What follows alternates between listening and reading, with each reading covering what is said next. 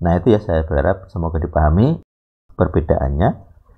Kalau tidak paham nanti bisa ditanyakan dalam diskusi-diskusi kita. Baik, itu saja materinya. Jam 9. Saya persilakan bertanya. Aku. Siapa nih? Tias. Oh iya, monggo. Mas, yang pertama, kalau tentang emosi jiwani, kan itu harus ada batas waktunya, gitu ya. Harusnya 1 hari atau matahari terbenam selesai. Nah, tetapi kan sebenarnya ada masalah-masalah yang sampai besok-besoknya itu pun masalah itu tetap tidak hilang. Misal, kayak kepentingan dilanggar oleh atasan, wes misal begitu. Hari ini aku marah, sudah selesai. Loh, tapi besok itu masih akan terus terjadi berulang begitu. Berarti kan besok boleh marah lagi atau bagaimana? Kalau lihat konteks ayatnya, sepertinya ya, itu kesalahan-kesalahan yang insidental. Jadi ada, kalau saya ini dari saya ya, kalau saya menilai kesalahan itu ada dua versi ya. Ada kesalahan insidental, ada kesalahan sistematik, nah atau kesalahan watak ya. Jadi prinsipnya begini. Kalau saya dilanggar kepentingan saya cek dulu ini disengaja atau tidak. Kalau tidak disengaja, berarti itu insidental. Nah, kita amarahnya sehari, harus hilang. Kalau itu sistemik, bagaimana? Sistemik itu misalnya memang watak ya. Misalnya kamu punya atasan brengsek gitu ya. Esok dele sore tempe. Kemarin-kemarin rapatnya bilang, ini keputusan kita. Tiba-tiba ganti, di hari berikutnya ganti keputusannya. Kita kan ya, kita pakai yang ini loh. Kemarin kan sudah disepakati gitu. Saya banyak mendengar dan mengalami juga model-model seperti itu. Pelin-pelan. Kan orang bikin marah gitu. Padahal kita sudah mengerjakannya dia atau diputuskan kemarin, tiba-tiba esoknya diganti. Lah terus berarti pekerjaan kita dianulir. Kita sia-sia mengerjakan. Nah itu sistemik gitu. Nah kalau untuk sistemik itu ada peluang, kita ada pembelaan. Nah kita harus membuat proposal gitu ya. Ini dosanya apa? Kalau sistemik pasti ada dosa. Kenapa? Karena ada niat, ada premeditated, ada perencanaan. Jadi kalau itu terulang siklus kesalahannya, berarti ada perencanaan, ada wataknya. Nah kalau ada watak, berarti ada filosofinya. Diduga ada spiritnya, ada rohnya. Kalau ada roh yang membuat kesalahan, nah itu dosa. Makanya saya merumuskan konsep roh filosofi, berarti kalau ada filosofi, perencanaan pemikiran yang mengakibatkan dosa berulang, itu 99,9999% pasti ada roh jahatnya. Ada dosanya. Nah, kalau ada dosanya, maka itu kemarahan rohani, bukan jiwani. Jadi kita bisa bedakan. Kemarahan jiwani, rata-rata gitu ya, itu insidental. Rata-rata ini dari pengalaman saya. Kalau kemarahan rohani, itu konseptual, berulang kesalahannya. Orang ini dinasihati, kok nggak pernah sadar akan dosanya, itu rohani.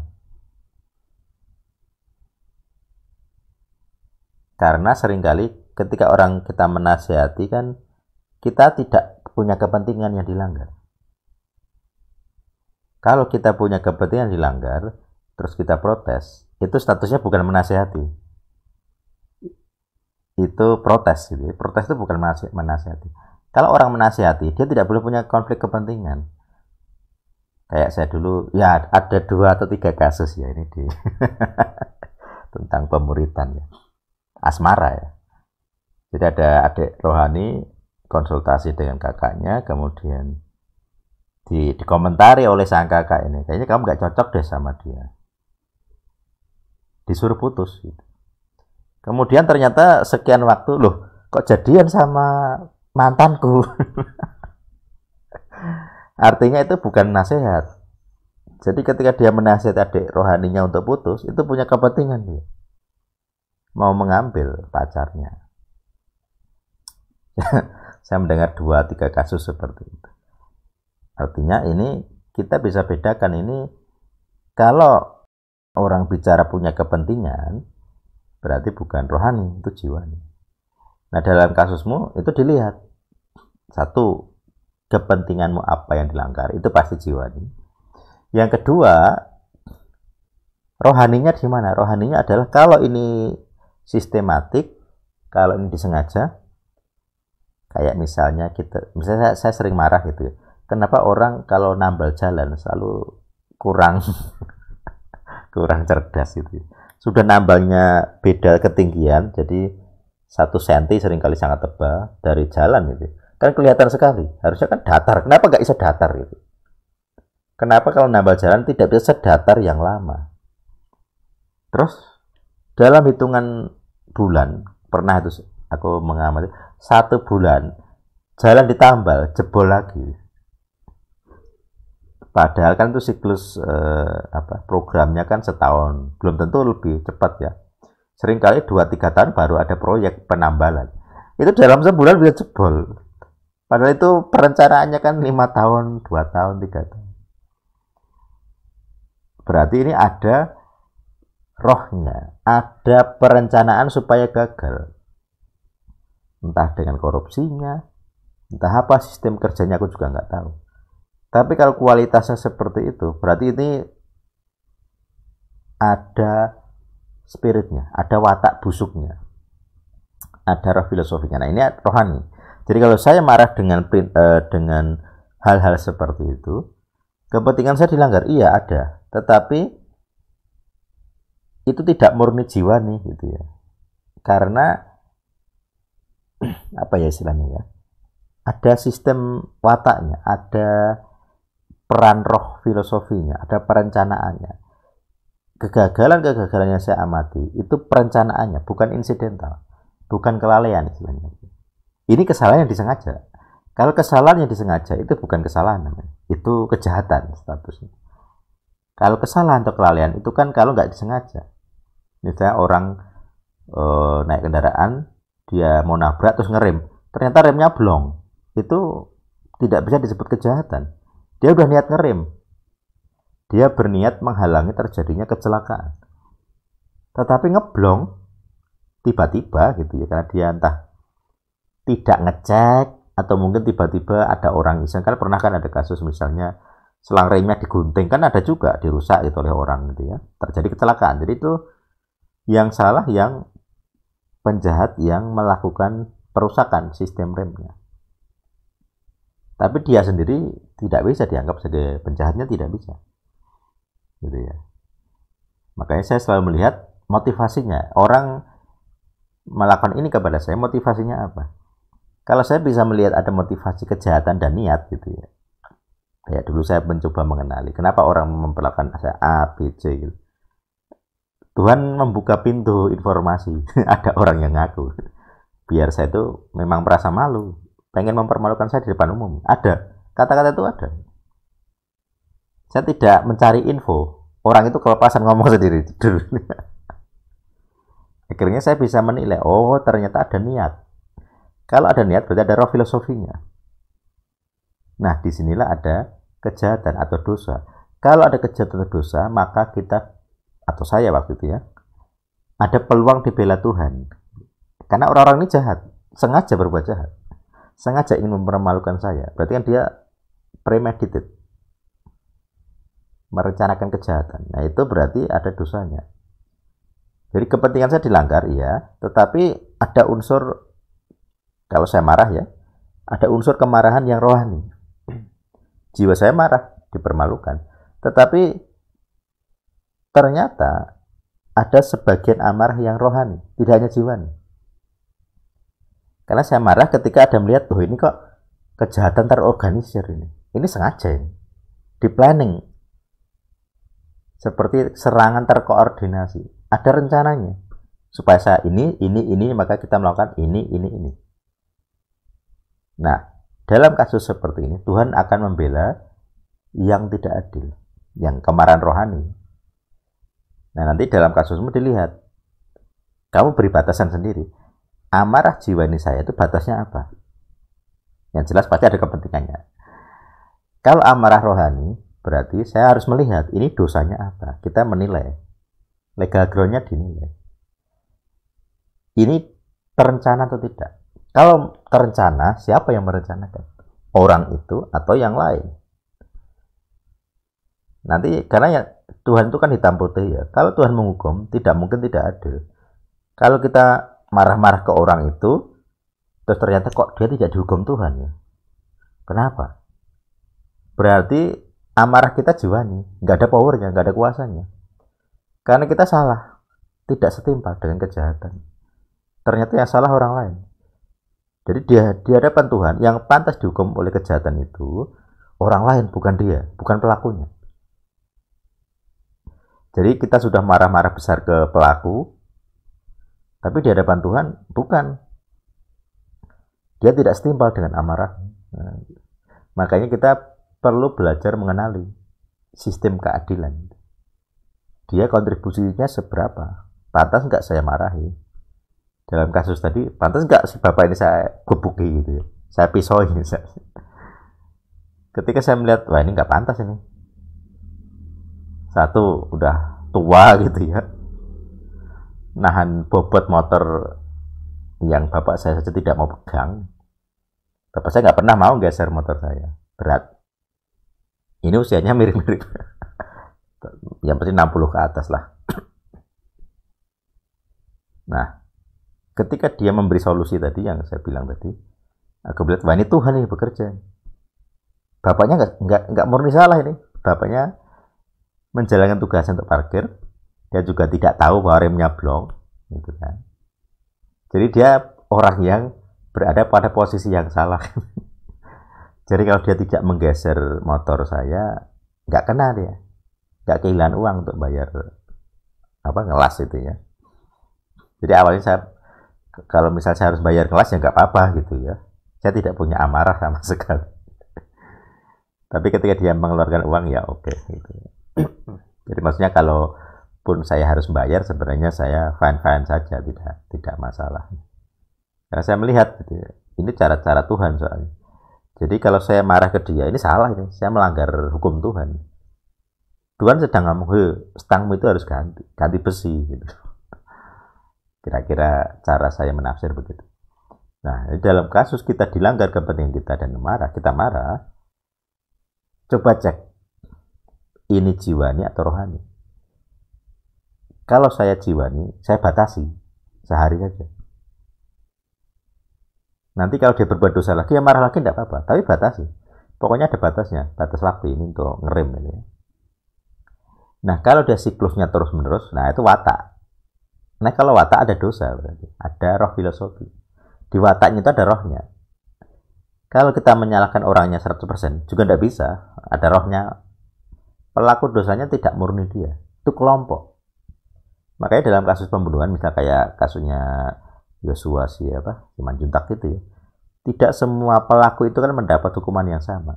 Ada yang berapa itu, 1,5, 1,6 atau berapa itu, ada yang 20 tahun, ada yang 10 tahun, ada yang hukuman mati, kan beda-beda sesuai perannya. Nah, kita kan juga harus sama.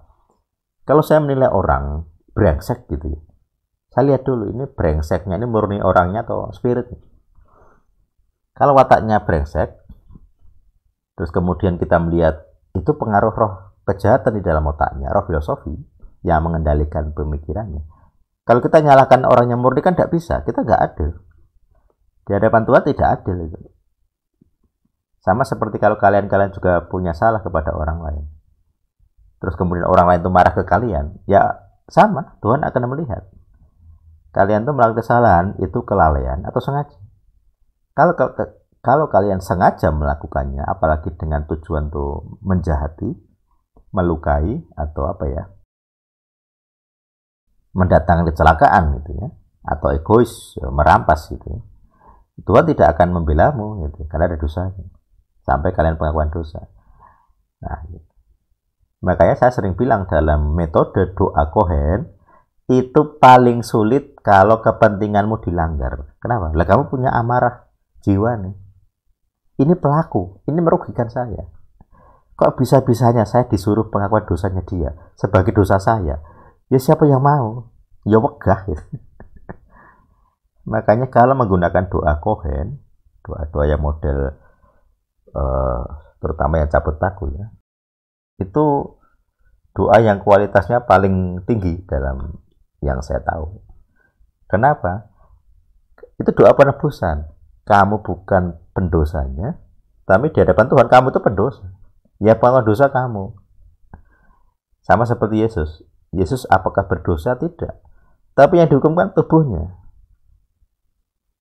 Dia yang ngaku dosa. Ya Bapa, akulah pendosanya, hukumlah saya. Kan begitu di Getsemani. Saya siap menjalani hukuman. Itu kan maksudnya begitu. Saya bukan pendosa, tapi saya siap menjalani hukuman. Kenapa? Karena statusnya dia itu pendosa. Orang yang menanggung dosa. Nah, gitu.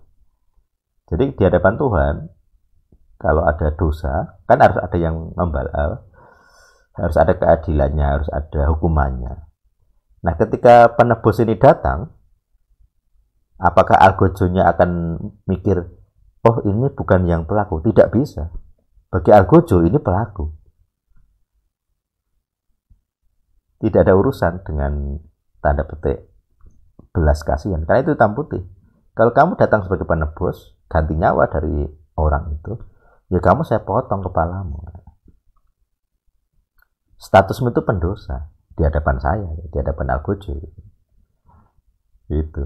Jadi di hadapan ketika di Getsemani itu statusnya dia penebus dosa itu menanggung dosa. Dia tidak salah, tapi menjadi penanggung dosa. Sama seperti orang hutang turunan. Bapakmu berhutang meninggal, terus kan ada orang, kalau orang meninggal kan biasanya ada ini. Kalau ada beban, kalau masih ada hal-hal yang harus dibicarakan, hubungi keluarga, kami akan menyelesaikan. Itu maksudnya kan hutang. Kalau yang meninggal itu punya hutang, bicaralah dengan kami keluarganya, kami anaknya. Nanti kita rembukan, kita diskusikan. Kan seperti itu. Yang punya hutang siapa? Bukan anak-anaknya, bapaknya. Yang berniat menebus siapa? Anaknya. Bagi pemberi hutang yang punya masalah, yang marah itu ya, wah hutang kurang dibayar wis mati sih. Apakah dia peduli bahwa yang bayar itu bukan yang mati? Tidak peduli dia. Dia hanya peduli uangku balik.